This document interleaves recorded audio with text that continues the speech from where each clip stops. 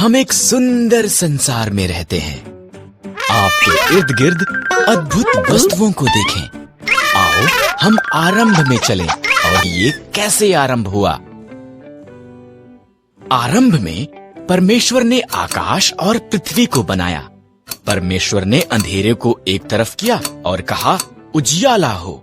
उसने उजियाले को दिन कहा और उसने अंधेरे को रात कहा। तब परमेश्वर ने ऊपर के पानी को नीचे के पानी से अलग करने के लिए एक अंतर बनाया। उसने उस अंतर को आकाश कहा। परमेश्वर ने पानी को एक स्थान पर इकट्ठा किया और सूखी भूमि दिखाई दी। उसने सूखी भूमि को पृथ्वी कहा और इकट्ठे हुए पानी को समंदर कहा। तब उसने घास, अनाज के पौधे और पेड़ बनाए। तब परमेश्वर ने आकाश में ज्योतियां बनाई। उसने दिन के लिए सूर्य, रात के लिए चंद्रमा और सभी तारे बनाए। परमेश्वर ने पानी में तैरने के लिए मछलियां और आकाश में उड़ने के लिए पंछी बनाए। फलों फूलों उसने उनसे कहा संसार को संगीत और पानी में छपछपाने की आवाजों से भर दो। इसके बाद परमेश्वर ने जानवर बनाए।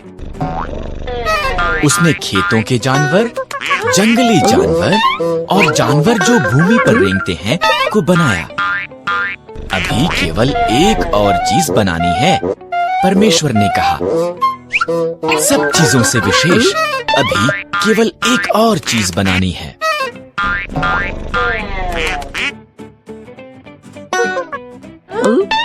इस तरह परमेश्वर ने आदमी और औरत को उसके स्वरूप में बनाया। फलों फूलों उसने कहा संसार पर अधिकार रखो। मछलियों, पंछियों और जानवरों की देखभाल करो। तब परमेश्वर ने सब कुछ जो बनाया था उसे देखा। ये बहुत अच्छा है, उसने कहा। इस तरह 7वां दिन उसने विश्राम किया और उस दिन को विशेष बनाया। पहले आदमी और औरत, आदम और हव्वा एक सुंदर बाग में रहते थे जो परमेश्वर ने उनके लिए बनाया था। पर शैतान एक धूर्त सांप की तरह आया और आदम और हव्वा की परीक्षा ली। क्या परमेश्वर ने तुमको सही में कहा इन पेड़ों के फलों को मत खाओ?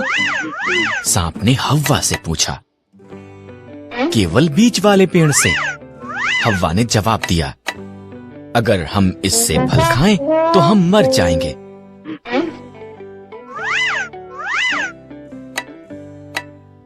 तुम नहीं मरोगे, सांप ने कहा। यहाँ पर एक कारण है कि क्यों परमेश्वर नहीं चाहते कि तुम इस पेड़ से खाओ। अगर तुम खाओगे तो तुम उसके जैसे बन जाओगे। जो वो जानता है तुम भी जानोगे।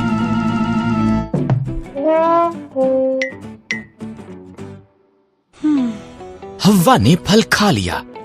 उसने कुछ आदम को भी दिया जो उसके साथ था। उसने भी इसे खाया और एकदम से उन्होंने वो जाना जो उन्होंने पहले कभी नहीं जाना था।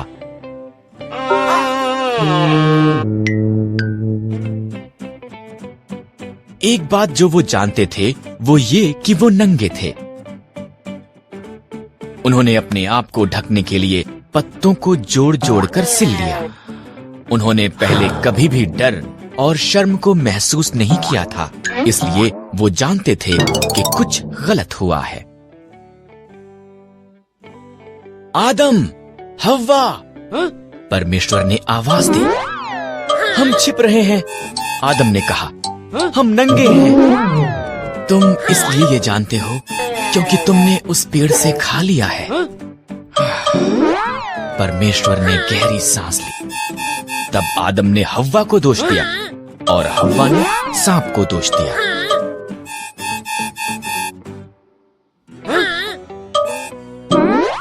परमेश्वर ने कहा, सांप, तू पेट के बल चलेगा। एक स्त्री का पुत्र तुझे हराएगा। हव्वा, संतान पैदा करना कठिन होगा। आदम, अन्न उगाना मुश्किल होगा।